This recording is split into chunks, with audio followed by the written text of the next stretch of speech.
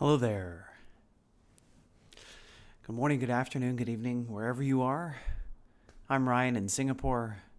Welcome to our mindfulness practice. So, our topic last time was about setting our compass. As the new year is going on, we often think of things that we can do. New year can be a really good milestone to kind of go, well, is there something in the next year that I can work on, that I can use as a self-improvement kind of project? And it's really interesting for me as well, is that as I was thinking about this topic this morning, like I know where I am. That's what we did last time. Setting the compass, knowing where you are, kind of having an idea of what direction you're going. But then as I was thinking about this topic, which is about taking the first step in that direction, I wanted to have an example to give you out of my own life as to what that next step is. And I realized that I just haven't made it there yet. And then what was kind of funny is the judging around it, kind of going, wow, this is something I feel like I need to have for this session. And if I don't have it, it's not going to be as helpful for my Insight Timer audience. And then, of course, as it happens, I've kind of frame backwards and go, well, hey, wait a minute. This personal experience itself is helpful. Not knowing what that first step is and just going, hey, this is where I am right now. It's the 15th of January here in Singapore.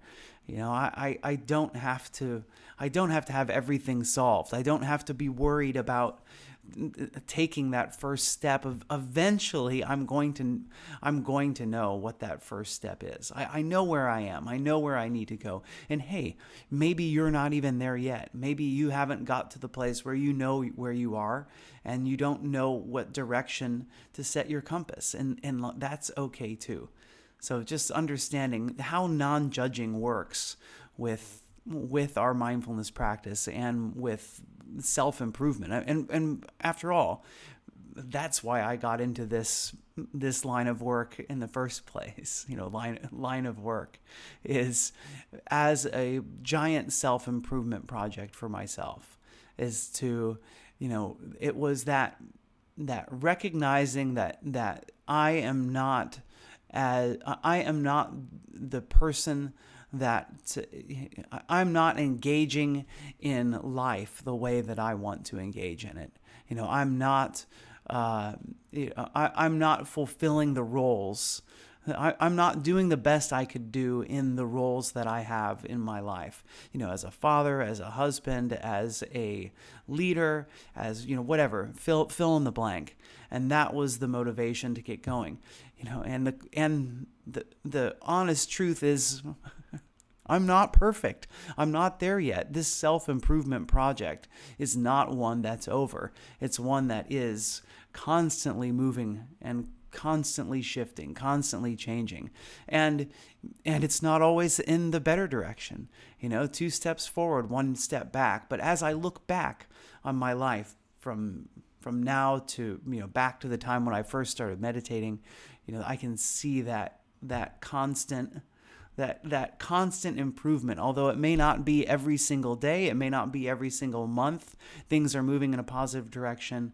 Overall, that change has been happening. And part of the reason is that intention, that desire to want things to be better and to be different. And that kind of gives me the motivation to do the things that I know that I need to do to continue to improve myself. So one of them is meditate every day. And that's one of the reasons that I'm here with you. Meditating, I'm here Tuesday and Thursday to meditate together and to talk about some topic that can help us stay motivated to keep meditating. One of those is, I spent 2 months on it last year talking about habit change. So pruning habits that are not helpful and forming habits that are helpful. And so this topic today is a bit of a continuation of that. So seeing where we are here, taking an assessment, really relaxing about it, right? Not forcing, just seeing, where am I? What are the things that I want to do to improve myself, and what's the direction? As I look at that direction, I see what the right direction is. Now, maybe I can start thinking about how I can take that first step. And in fact, what is that first step? That's the one, like I said, I'm not even sure for myself what I'm going to do for that first step this year. And so as I look at that, how can I decide that? And then how can I create a plan to make sure that I'm doing something day by day to reinforce that, to make sure that it's happening, to do something that's going to put me moving in that direction each day. And so that's really what today's topic is about. So the first thing, and just to kind of recap what we talked about last time, is not really thinking of things as goals, as a goal to achieve, as something concrete that must be accomplished, but really boiling down one level further to values. What are your values, and what are the things that can be that can align with those values, that can be worked on to keep you moving in that direction. So having clarity is good, but without action, sometimes that clarity is going to become frustration, because without any action, we won't be able to see those improvements that we know that we need to make. So it's not about building the perfect plan. It's about choosing the next right step. So momentum is not intensity. It is about repeatability. So what is something that we can do, that we can commit to do every single day, to put a little bit of effort? So the way the mind tends to look at this is this giant jump, right? When we see, especially when we maybe look at things as goals, is we're not boiling it down to that next step that's right in front of us, but instead we're trying to think way into the future, how to conquer that mountain. We end up seeing the entire staircase and getting overwhelmed by it, instead of looking at that one step in front of it. And then we want to do it perfectly. Like, if I can't do it completely perfectly, why bother starting, right? Does that sound familiar? And then we procrastinate. We'll say, hey, I come up with a lot of excuses why we're not going to take that step today. And, these two things really work together, perfectionism and procrastination. If I can't do it perfect, why bother starting? And then, that kind of desire to do it perfect, we might say, hey, I just don't want to, I want to avoid this. I want to avoid the discomfort that comes with perhaps not doing it perfectly. So remember, it's the goal here. The goal about the value, the goal about the first step toward the value, is not to never drift. It is instead about knowing how to return. And that should sound familiar, because that's what our mindfulness practice is all about. It's not about never drifting. If you've ever meditated ever in your life, you have realized that staying focused is something that is, even meditating daily, it's, for me, impossible. It is impossible for me to stay focused. My mind drifts, my mind wanders. And when it does, there's that gentle, loving acceptance, that non-judging. This happened. This is what happened. This is the state right now. Now, can I gently bring my mind back? And that's exactly how we can approach this improvement, these one steps that we're going to take. It's not about perfection. It's not about never drifting. It's not about always doing what's right. It's about recognizing when we've fallen out and being able to come back. And that's really where the key to the success is. And that's really why meditation practice is so helpful, because we can see that our inability to stay on track isn't about me. It isn't about something that I can consciously do. I'm already doing my best. I'm working as hard as I can to stay focused, but my mind is still wandering. I'm working as hard as I can to continue taking those steps, that daily step in the right direction, but sometimes it just doesn't happen. And it can be very easy to be overwhelmed and to feel defeated and to not want to get back going. I think maybe that's one of my biggest complaints about the Insight Timer daily streak. I know how effective that daily streak can be at bringing us back. But what I do tend to find is that when I do break that streak, it just feels so much harder for me to come back to it. To go, my 108-day streak is over. So now I can take who knows, an unknown amount of time off because I'm not working on that streak anymore. So, see if you can come back and not feel discouraged. Well, in fact, right? See if you can not feel discouraged doesn't work, because if you're feeling discouraged, you're feeling discouraged. So see if you can recognize your own discouragement and despite it, still be able to take action. So just on the 9 attitudes, let just bring up my 9 attitudes card. If you haven't taken the 9 attitudes course, take a look. Acceptance is kind of the first piece, as I mentioned already. We start from reality, not the fantasy. This is where I am today. Just know that drifting in our practice is not a verdict. Drifting is not it's not telling us something negative about ourselves. It's information.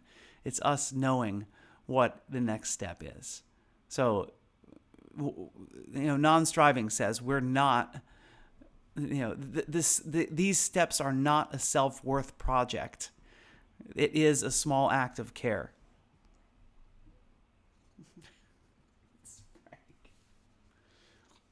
This always makes me worried when I see him scratching the sofa. It's like he's gonna make it his litter box. Are you trying to get out? Patience. You are planting. You're planting seeds. You're not forcing something to happen. And let's do one more as beginner's mind. So today is a fresh start. It's not the continuation of yesterday's story. And I think that's a really important one as well. I certainly get caught up in that, feeling like whatever happened yesterday is still hanging around. And so today is a fresh start. It's not about continuing what happened yesterday. So choose one small sustainable step. So what are some of the criteria of what that might look like? So something small enough that you can do it on a low energy day. Be specific and clear about what that step might be, what it is, when I do it.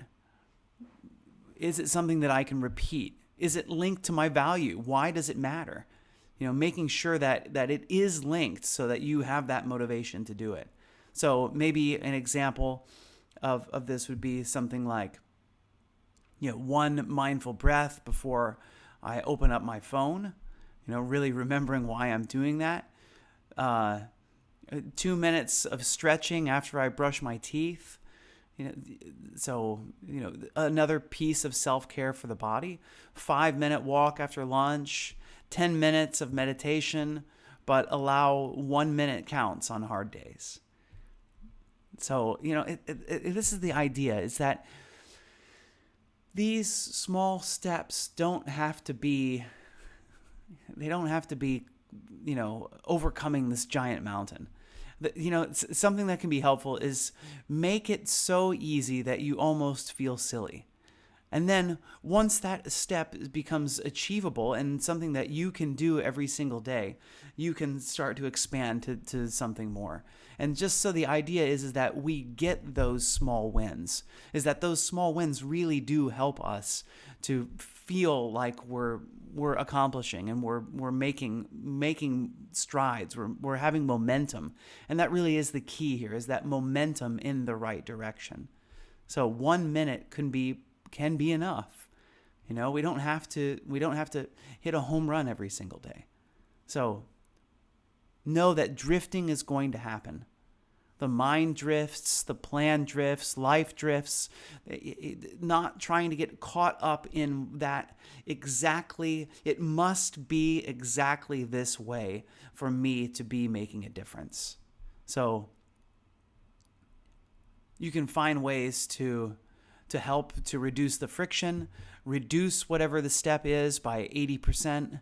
Maybe prep the environment, shoes by the door, brushing the teeth right after dinner can be helpful. If you're trying to avoid dessert or something, keep your meditation cushion visible.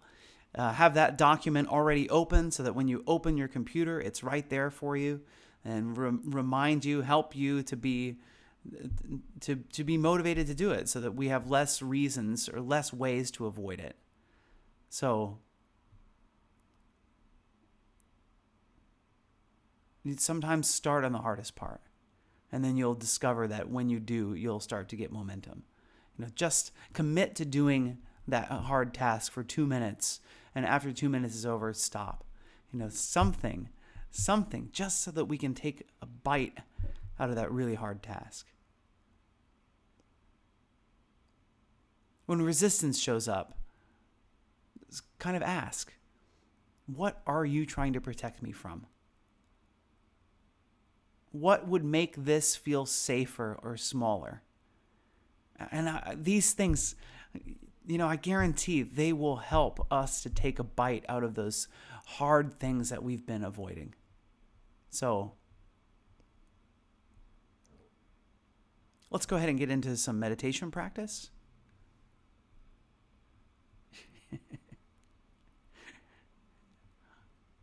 You can meditate on the toilet. That's true. It's not, I mean, honestly, this is like, this is the teaching. I mean, I know this from meditation retreats. The teaching of the Buddha is mindfulness every single breath, every single waking breath throughout the day. And, that first breath when you wake up in the morning, can you be mindful of it? That last breath before you go to sleep at night, can you be mindful of it? So that includes every single action, including being on the toilet. So, you can definitely do it. It can definitely be part of your routine to continue being mindful throughout the day. Roseman says, our Catholic lecturer on cognitive function told us that not even a saint could get through one Ave without some outside association creeping in 100%. All right, so let's do it. Get comfortable.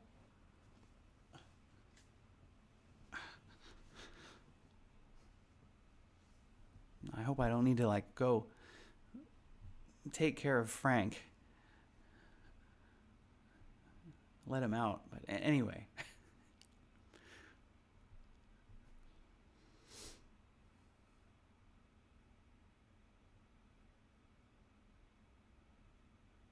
So choosing a posture that's going to be helpful for you today.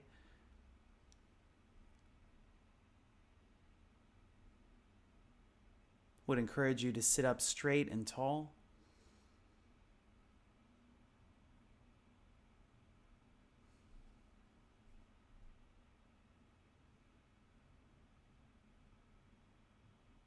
Notice the body.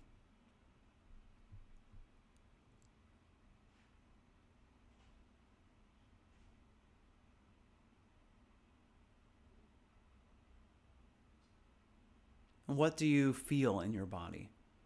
Do you notice tension? If you do notice tension, where is that tension showing up?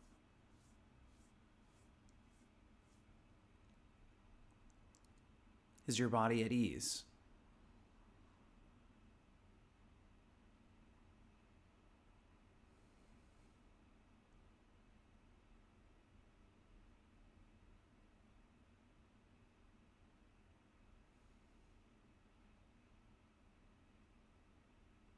So let me invite you to feel the contact points between your body and the thing that you're sitting on.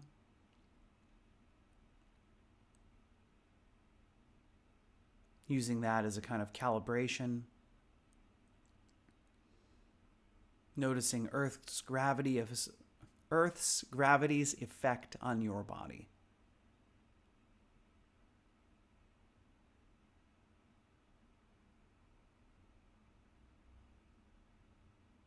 The pressure from the cushion or chair pushing back on your buttocks.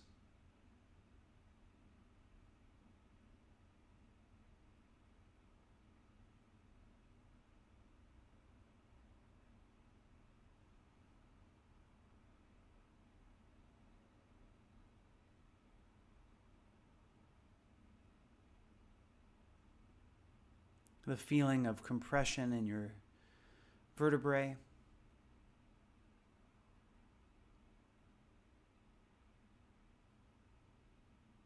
It's like sitting and hanging from your arms feels very different in your vertebrae.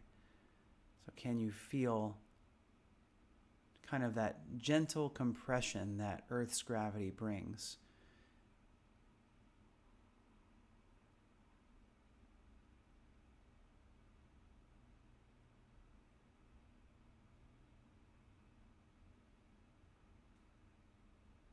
And I'll just name for you. As I notice my back, I recognize there's a small spot underneath my left shoulder blade that is tight. There's a tight muscle in there today. And I hadn't noticed that at all until this moment. And so that kind of tuning of awareness, so retuning, just turning up that awareness dial just to try to drink in everything that your body is telling you right now. So noticing the shoulders,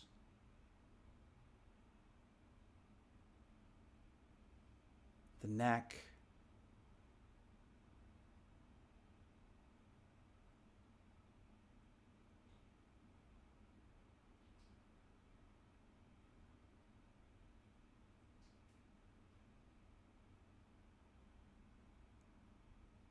the face. Is there any tension in the forehead and the eyebrows?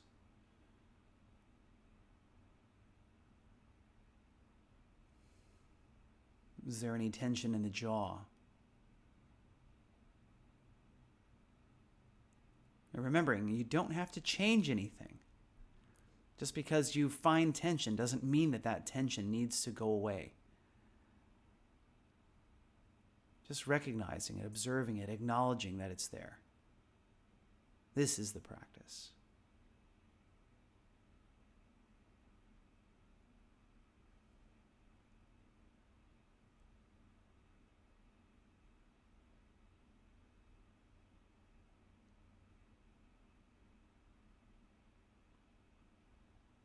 And now guiding attention to the belly.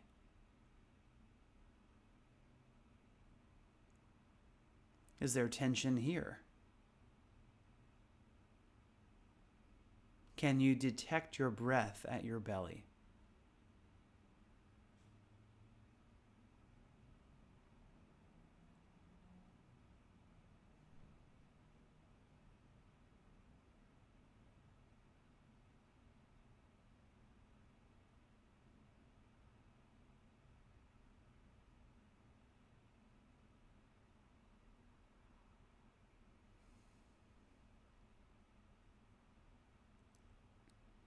And maybe observing that expansion and contraction of the belly, you can feel whether or not there's tension, whether your breath is restricted by muscle tension in the belly.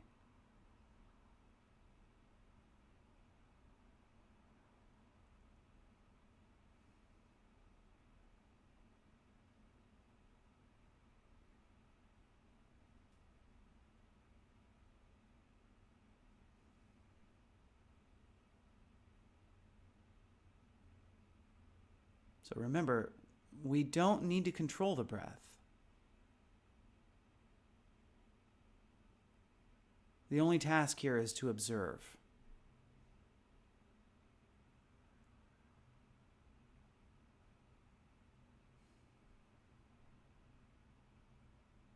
Simply feel as the belly expands and contracts with the breath.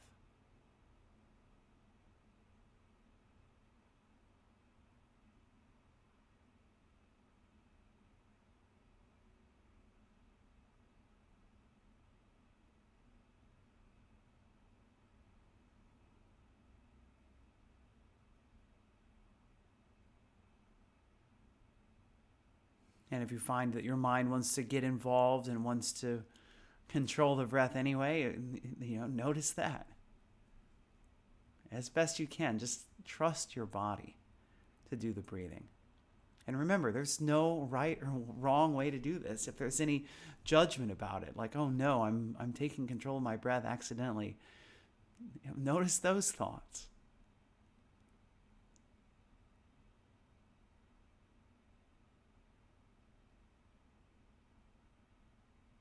Mindfulness is awareness. As long as you have awareness, you're doing it right.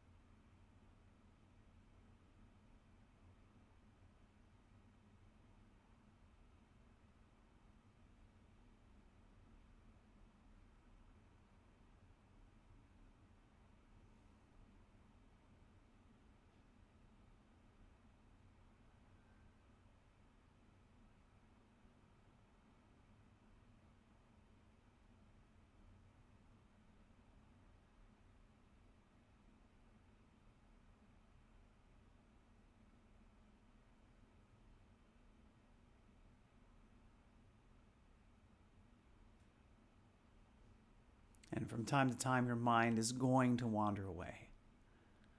You're going to start thinking about something. You're going to lose focus. You're going to ignore your breath for a while. That's okay. That is part of the process. Can you acknowledge that this has happened? And gently shepherd the mind back to observing breath at the belly. and hold it there as best you can. A beginner's mind. Whatever just happened is over. Now is the time to practice.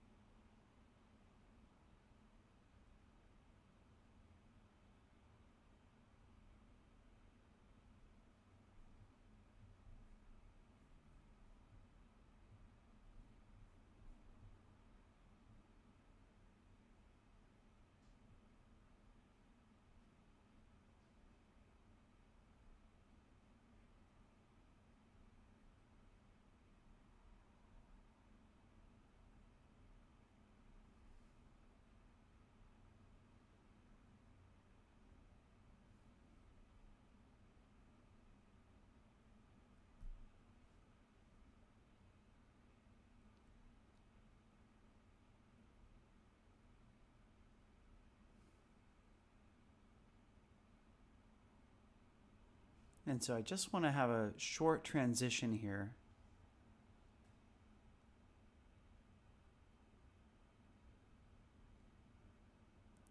So thinking about the value that's important for you.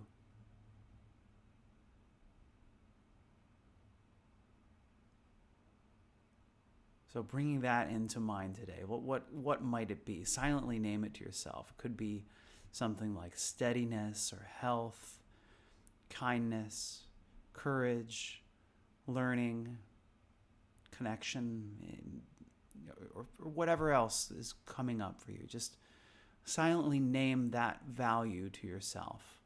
And just choose one so that it can be something that's not overwhelming, something that we can choose to make a step towards.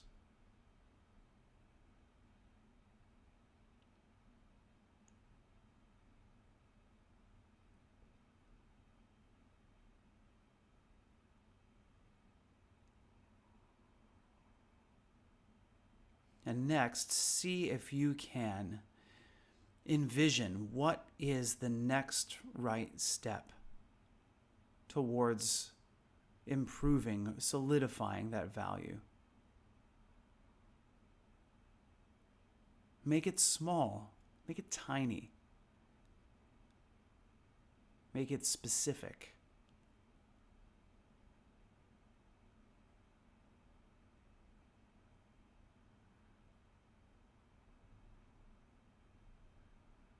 Something that you can do, work on daily.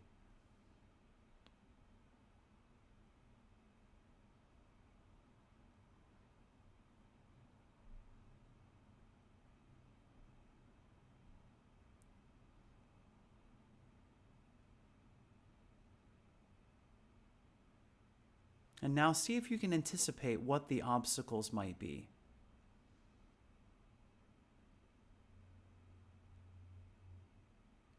What drift might happen?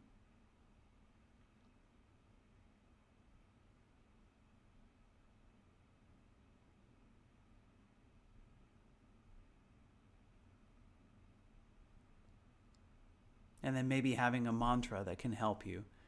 Something like, may I begin again.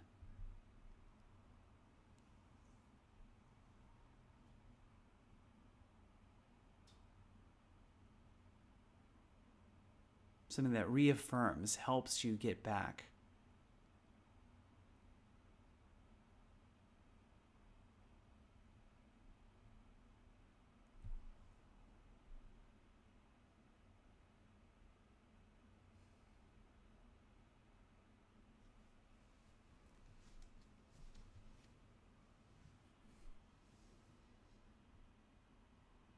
And now let's just take a moment to give ourselves a little bit of gratitude for having chosen to be here today, having chosen to do this and to make these small improvements on ourselves for this year. Thanks for showing up.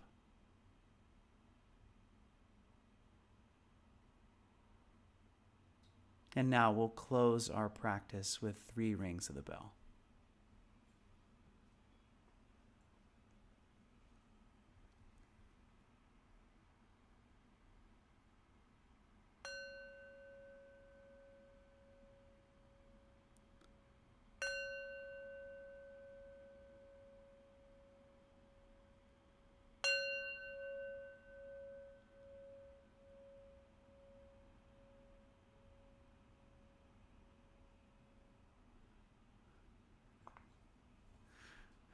All right.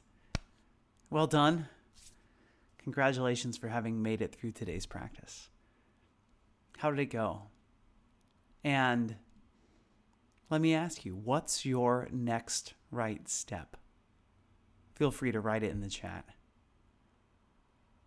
That can help, by the way, that this writing down, sharing with someone what it is that you're planning to do, like these things can be very helpful in solidifying that in your mind and to making you feel more committed to it. So what is your next right step? What is your restart plan? What are you going to do when, not if, when that plan doesn't hold true, when you fall off and have to find the courage to get back up and do it again? What are you going to do? What is your restart plan?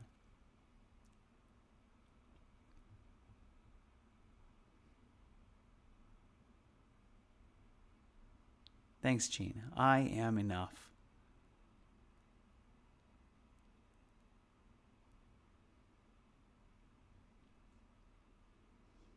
I think I mentioned last year, my value for this year is learning. So that, like, learning, it's funny how it's easy to name the value. What's harder is to think about what that next step is.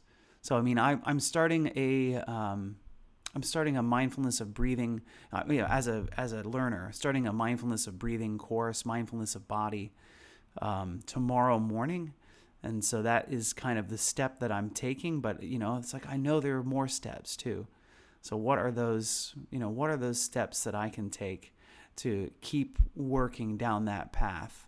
So, make myself a better teacher, a better listener, a better counselor, a better all of these things, so that I'm,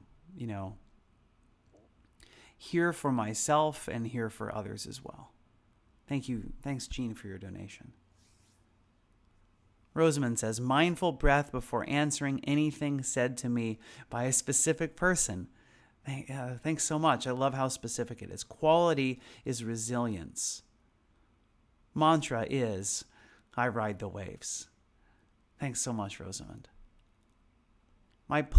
Sybil says, my plan to stay on task with what I want to do. So simple. So simple, yet so challenging. I mean, I know we've talked about procrastination before, something that I know very well too. And, I wish you all the best. And I have confidence that this year you're going, maybe that's part of it as well, is to be more loving to our procrastinating self. So maybe that's something that can be helpful today.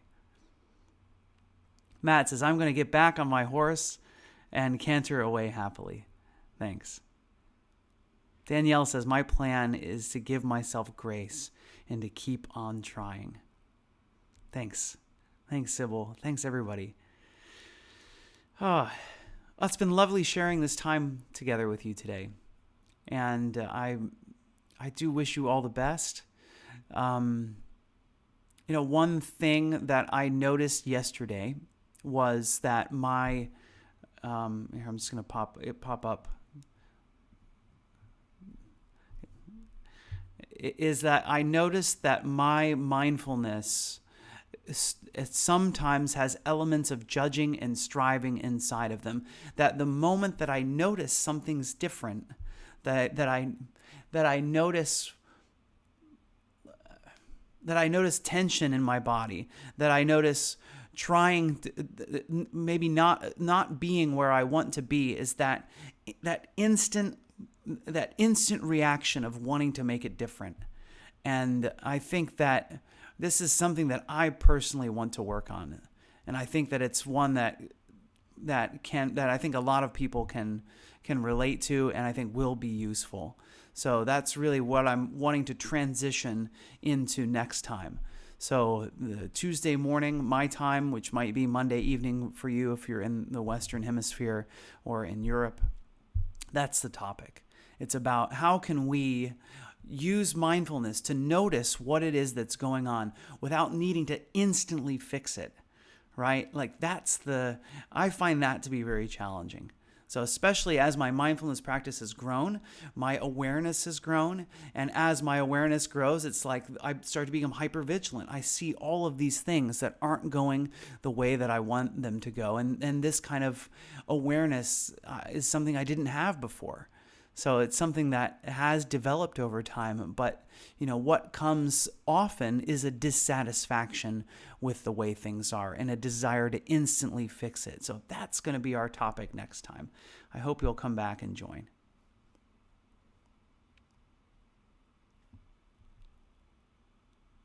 iCal judgment.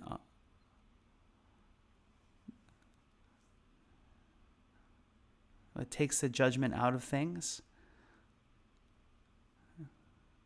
What's iCal judgment? Oh, I call judgment observation now. That helps to take the judgment out of things. Thanks, Sybil. Rosamund says the idea that everything starts again with every breath is really cool in mindfulness. No idea that everything's part of some vast upward or downward trajectory. And that's so interesting that everything's related. All of these actions. That's what karma means anyway. By the way, if you didn't know, karma sounds like it means a lot of different things when people use it in culture. Like karma is action. Karma is cause and effect. That's it. Karma means action. This action has a huge number of effects, right? This is the cause for so many things. If I hadn't have done my mindfulness practice today, how would things be different? Every single thing has a long effect, and that's the whole idea of karma. Okay.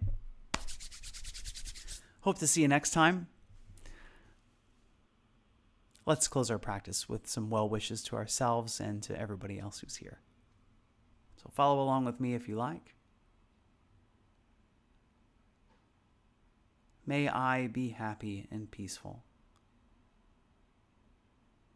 May everyone watching, listening, wherever you are, I wish you all happiness and peace. And may all sentient life, maybe even the plants and animals are sentient, who knows? May everything, everywhere, be happy and peaceful. Thanks again for joining. I'll see you again soon. Bye-bye.